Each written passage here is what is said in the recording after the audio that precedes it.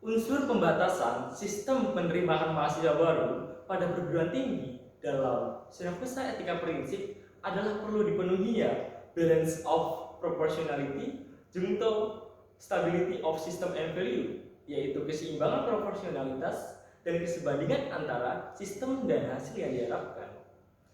Baik, Assalamualaikum warahmatullahi wabarakatuh. Salam sejahtera bagi kita semua. Salam Om Swastiastu, Namo Buddhaya, salam kebajikan. Perkenalkan, saya Ilham Sutopo, delegasi dari Sekolah Model Adiwiyata Mandiri SMA Negeri 4 Pandeglang, Kabupaten Pandeglang, Provinsi Banten. Dalam hal ini bertindak sebagai pembicara utama pihak pemerintah.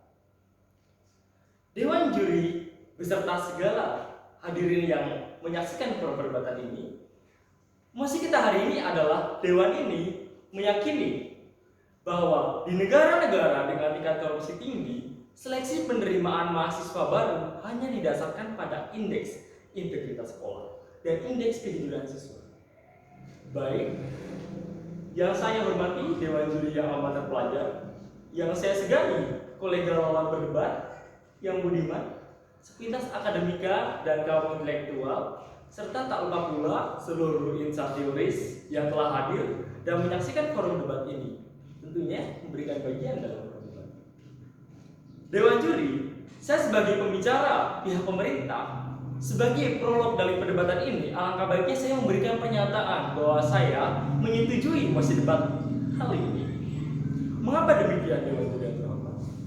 Sebelumnya, tentu kita perlu pahami dulu apa substansi krusial dari mosi debat kali ini.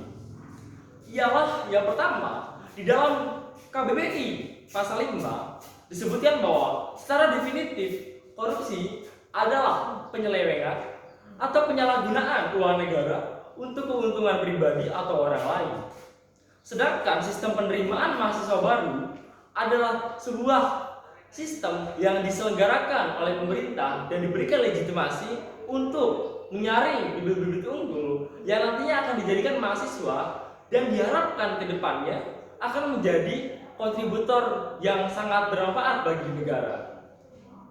Selanjutnya, indeks integritas sekolah adalah tingkat independen dan kualitas suatu lembaga sekolah yang diukur dengan beberapa indikator oleh badan akreditasi. Selanjutnya, yang terakhir adalah indeks kejujuran siswa. Merupakan asumsi yang dibaca oleh kecerdasan intelektual kita pada sampel yang kita bahas hari ini. Oleh karena itu, Dewan Juri, mari kita bahas latar belakang hadirnya mosi kita hari ini. Yang pertama, korupsi merupakan fenomena, yaitu di mana pejabat publik, baik politisi maupun pegawai negeri serta pihak lain, terlibat dalam tindakan yang secara tidak wajar dan tidak legal menyalahgunakan kepercayaan publik yang dikuasakan kepada mereka untuk mendapatkan keuntungan sepihak. Tentu ini adalah sebuah argumentasi pembuka yang sangat buruk dalam aspek substansi Dewan Juri. Dan kita tentu tahu bahwa di dalam corruption theory oleh Jack Bolons, corruption theory, disebutkan bahwa faktor penyebab korupsi itu sendiri antara lain ialah keserakahan, kesempatan, kedaulatan, kebutuhan, dan penyelundupan. Artinya dapat kita kategorikan sebagai dua aspek, yaitu aspek internal dan juga eksternal yang lahir dari dalam diri sendiri dan didukung oleh pihak luar. Dewan Juri, status quo dalam hari ini adalah korupsi muncul sebagai suatu tindakan yang menggambarkan kurang proaktifnya pemerintah dalam menggalakkan suatu sistem untuk memberikan pendidikan karakter yang nantinya dapat menjadikan bangsa itu sendiri menjadi bangsa-bangsa yang jujur. Oleh karena itu, aspek buruknya ini berpengaruh pada variabel terikat mosi kita kali ini, yaitu tentang penerimaan siswa didik baru. Kita tentu tahu bahwa ini merupakan variabel terikat beserta korupsi yang perlu kita pahami. Sedangkan indeks integritas sekolah dan juga indeks kejujuran siswa adalah variabel bebas yang nantinya akan kita bahas dalam ranah yang selanjutnya. Dewan juri yang terhormat, di sini saya mengambil contoh beberapa negara tergolong ke dalam negara dengan tingkat korupsi yang tinggi dari Indeks Korupsi Internasional yang diberikan datanya sekitar tahun 2018 sampai 2020. Ternyata sejauh ini Somalia menduduki peringkat pertama negara dengan indeks korupsi tertinggi di dunia. Baiklah, mari kita bahas sampel kita hari ini, negara Somalia. Di negara Somalia ternyata sudah terjadi konflik selama 3 dekade, yaitu dari tahun 1991, di mana terjadi sebuah spillover effect, yaitu mengakibatkan negara itu menjadi failed state, di mana tidak ada pemerintahan yang berdaulat dan berlegitimasi untuk mengatur hukum-hukum yang tertera dalam negara itu sendiri. Sehingga efek buruknya adalah terjadi kekosongan kekuasaan. Itu akan menjadikan sebuah potensi untuk dimanfaatkan oleh kelompok tertentu untuk mengambil keuntungan, baik itu kaum oligarki, oportunis partai maupun kaum pragmatis. Dan data yang lebih buruk lagi, ternyata di dalam negara-negara dengan tingkat korupsi tinggi itu juga berbanding lurus dengan tingkat edukasinya.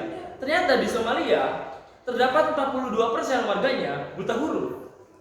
8% diantaranya lulus sekolah menengah dan hanya 3% yang lulus pendidikan tinggi. Bahkan waktu itu diselenggarakan sebuah program Go to School oleh pihak PBB untuk memberikan donasi berupa subsidi pendidikan kepada negara-negara yang tertinggal seperti itu, Dewan Juri. Artinya, kita perlu memahami what kind of responsibility to protect this kind. Artinya, ini merupakan hal yang perlu kita perhatikan karena Dewan Juri yang terhormat memperhatikan landasan hukum dari negara kita sendiri, yaitu di dalam Undang-Undang Nomor 31 Tahun 1999, Nomor 20 Tahun 2001, dan Nomor 28 Tahun 1999 disebutkan bahwa penyelenggaraan negara bersih dan bebas KKN perlu diselenggarakan dengan segera. Dewan Juri yang terhormat, dalam hal ini, oleh karena itu, kita perlu pahami bahwa ternyata beberapa tahun setelah ini, beberapa negara dengan tingkat korupsi tertinggi dapat menurunkan indeksnya menjadi lebih rendah dengan penyelenggaraan sistem pendidikan yang berbeda, yaitu indikatornya bukan hanya terdapat pada tingkat intelektual, tapi juga tingkat kejujuran dan juga integritas dari siswa itu sendiri. Maknanya, Dewan Juri yang terhormat, The Gomez Slide pernah menyebutkan negara-negara dengan idealisme of under the rule of law and humanism disebutkan bahwa segala bentuk legalitas suatu negara mengacu pada tujuan utilitarianism of kepentingan publik.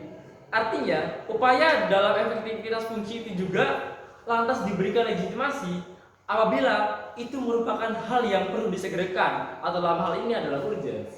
Oleh karena itu, Dewan Juri yang terhormat, dalam hal ini saya sebagai pembicara utama pihak pemerintah memberikan sebuah penyesuaian dan juga mekanisme bahwa sepatutnya dari masa kita kali ini kita dapat menyimpulkan sebuah konklusi baru bahwasanya solusi yang kami berikan adalah sistem pemerintahan dan juga sistem penerimaan siswa baru yang perlu diubah untuk mengurangi tingkat korupsi. Artinya, sebuah indikator kejujuran siswa dan juga integritas sekolah perlu dimasukkan ke dalam sistem penerimaan mahasiswa baru karena itu berpengaruh untuk Indonesia ke depan dan juga negara-negara lain. Sekian